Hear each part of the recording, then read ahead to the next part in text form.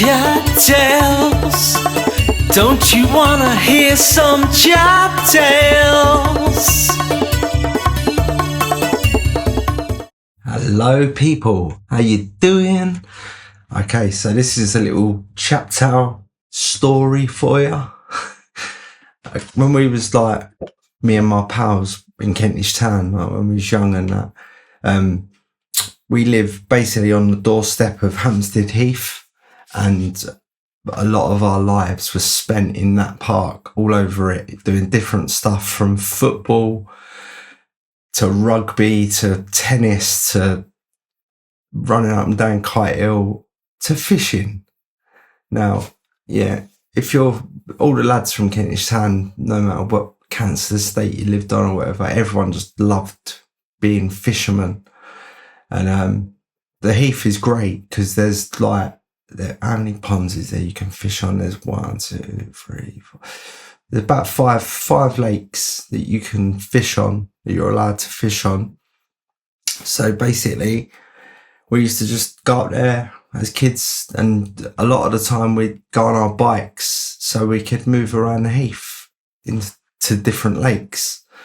Anyway, this one time that I'm thinking of, there was me, Dean Chapronier, I can't really remember, Ben I don't know. It was about 6 of us, and we all had our bikes with us, and we all had our little fishing rods and pints of maggots that we would have been down to Sharpies, the local tackle shop on Morden Road, that we would have gone down there previous to going to the heath or whatever and bought our bait, usually maggots.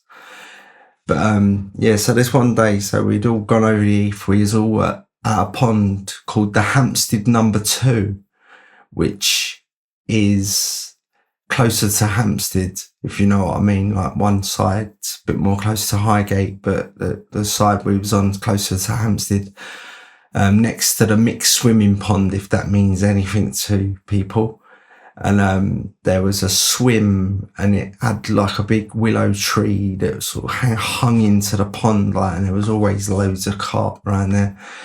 Anyway, so we was all there, just don't know what we was doing, float fishing probably, or floater fishing with like dog biscuits for carp or whatever. But we was all there, and I'd just been bought by my mum a brand new Browning 13-foot waggler rod, which was a lovely rod, you know what I mean? It was like 130 quid or whatever.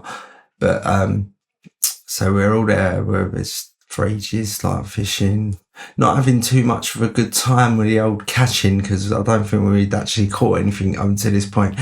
And then one of them, actually another one of our friends turned up, and I don't know who it is, don't know. It's just one of our pals, and he was on his bike, and he's like, "Oh, how's it going, lads?" or whatever. And he's like, "Yeah, we've been here for a couple of hours, but we ain't had nothing yet."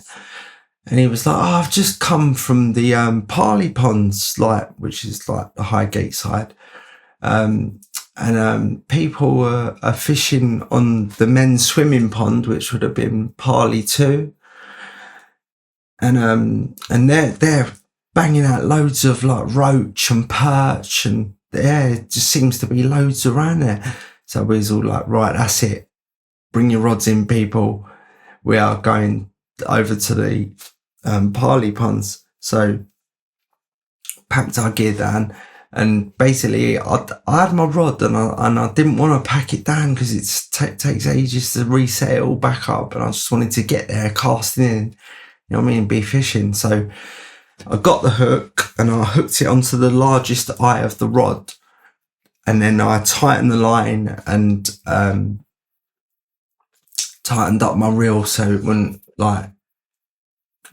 come out of the reel more line or whatever, and it held it like nice and tight or whatever. But I still had a 13-foot rod. I had my bag and that on my back or whatever, and everybody else, a couple of them had done what I've done. A couple of them just packed their gear completely away and put it in the bags and everything, and like had it all over their backs or whatever.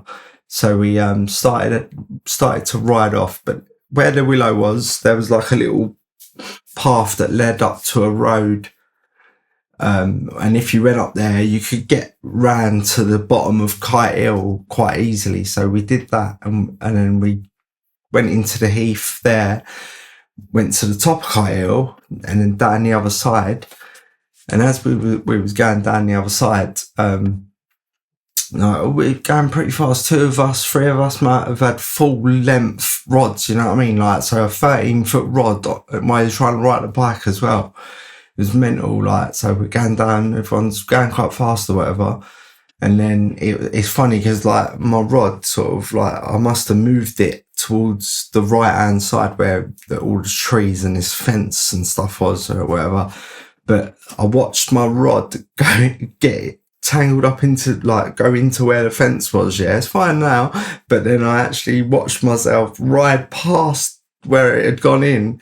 And the minute I just got past it, boom, the rod just snapped in half. And I was like, oh my God. I obviously had to stop, and a couple of them carried on, didn't care. A couple of them come back to see what had happened or whatever. And I was just like, I could not believe it. It was a brand new rod that my mum had just bought me, and it was snapped in half. And I was like, oh my God, I was so angry because I was proper up for fishing that day. I would have rid round to all 5 of the lakes that you could fish on, you know what I mean, in the day.